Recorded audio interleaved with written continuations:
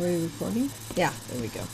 Hi everybody, I'm recording from my laptop because my iPhone's dead. It's 2 in the morning. I'm getting ready to crash right now, and tomorrow I'm going to my sister's house in La Mirada to play, to not play ball, to watch football. She is an avid 49ers fan, and I am pretty much bred and born Rams fan. When I was a little girl, my dad had season tickets to the Coliseum when the Rams were here in LA.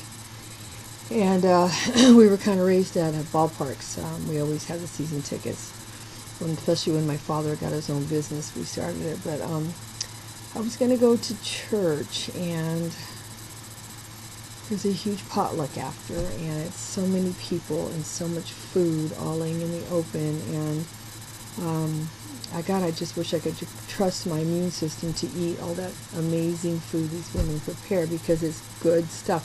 This is church cooking. It's on, but it's so many hands in there working, and there's so many people around, and there's open to the community, and I'm on the mend, and I feel bad because I'm feeling kind of selfish that I don't want to go for that reason, to keep jeopardizing my health. I don't want to have to do that. And so my little sister, she's going to be 45 this month. Well, yeah, next week. DeAnns will be 45, and we are 10 years apart, almost exactly. And she also has lupus, anticoagulant disorder, and horrific fibromyalgia. She's got a lot of pain, and she's so young, and she actually had a hysterectomy and couldn't take any hormones because of the blood clotting factor.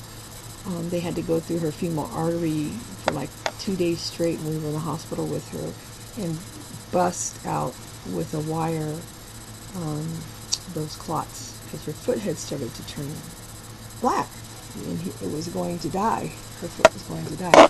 So she got some good surgeons and some good work, and then she was on the Coumadin for probably about a year, and they still couldn't figure out what really caused it.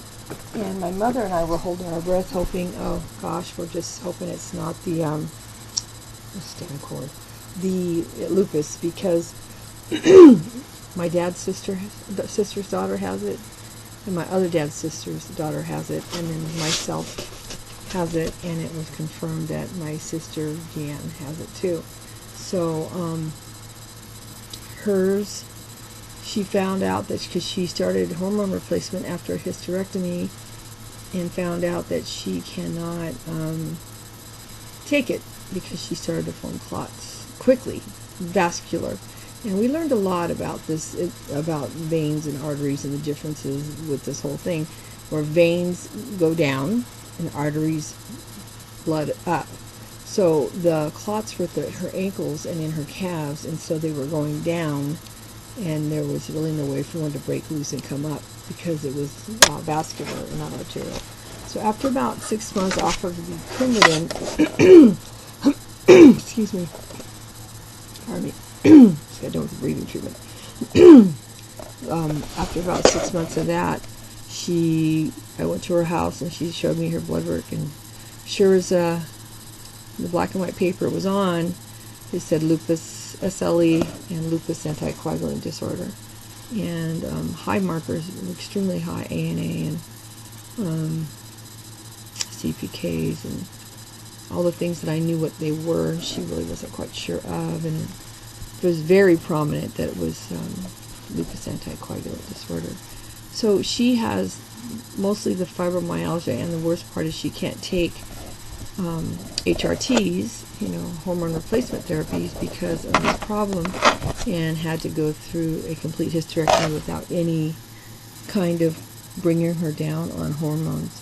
She can't even do estrogens to do that. So, but to get ready to go to her house tomorrow, I got my Rams sweatshirt on. I'm ready, and I have to take with me. I have to take portable nebulizer that I have, and it's just in case I get indisposition and I need to get the breathing treatment down real quick. I'll show you what it looks like.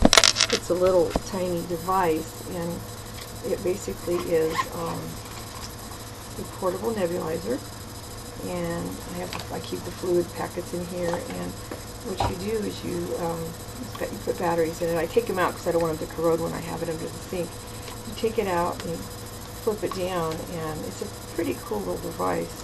And you open it up and you put your fluids in here. Your pouches for your albuterol. For some people, for me, it's Zopanex. You shut it back down, put it back on, and then there's an on button. And it just steams up like a normal, like a normal nebulizer, but very slow and very concentrated. So it's like having a whole treatment, like with a half of a liquid. But it works well, and if I don't take it, what's going to happen is I'll need it. So I have to do that, and then I have to actually pack up my portable oxygen, and probably 2 portable oxygens, because sometimes I get suspension. I get a little trouble with the lungs, and I need to have a flow like this constantly from the concentrator, whereas the portable I carry across my chest is pulse. So when I take a breath, and it shoots it in. But sometimes I need a constant flow. So a full 6-liter tank, 6-liter tank will give you 30 straight minutes of flow. If I get in trouble, I can just do that, and then it gets it kind of where I get saturated enough in the lungs, and my legs quit cramping, and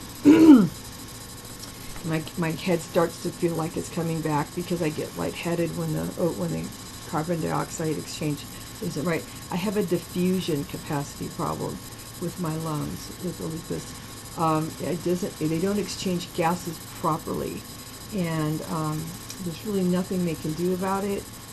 They did take out some of my lobe, as I mentioned in a previous blog, and send it all over the United States to see exactly what all the opinions were of people. So, but yeah, I'm looking forward to getting out and making friendly bets with my sister, the 49ers fan, and I got my sporting my sweatshirt. I have my Rams t-shirt ready to go, and I'm going to be putting it on in her face.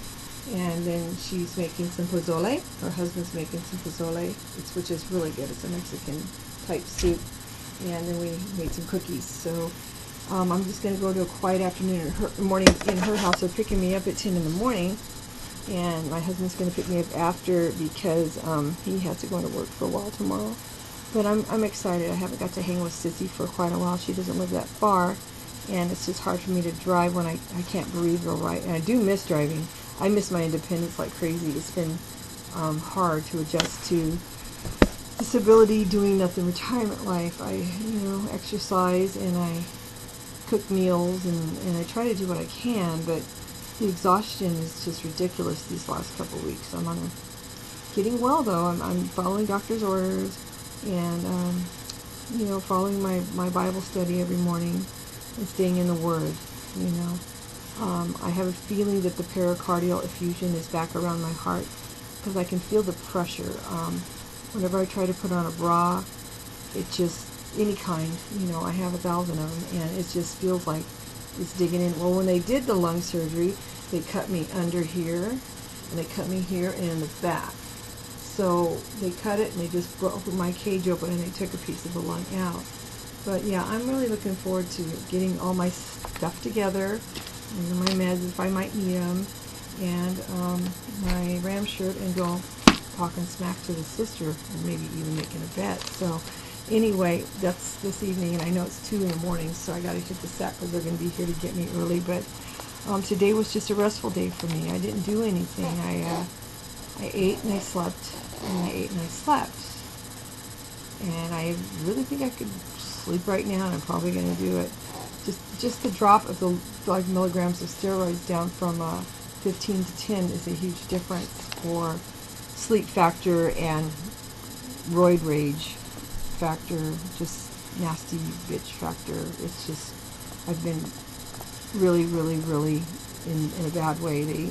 come to my door, and my kids and my husband, and almost just throw meat at me and run because I'm just really grouchy, and I take it out on them, and I try my hardest not to, but you know, it's hard. It's hard not to take it out on them because they go through it too.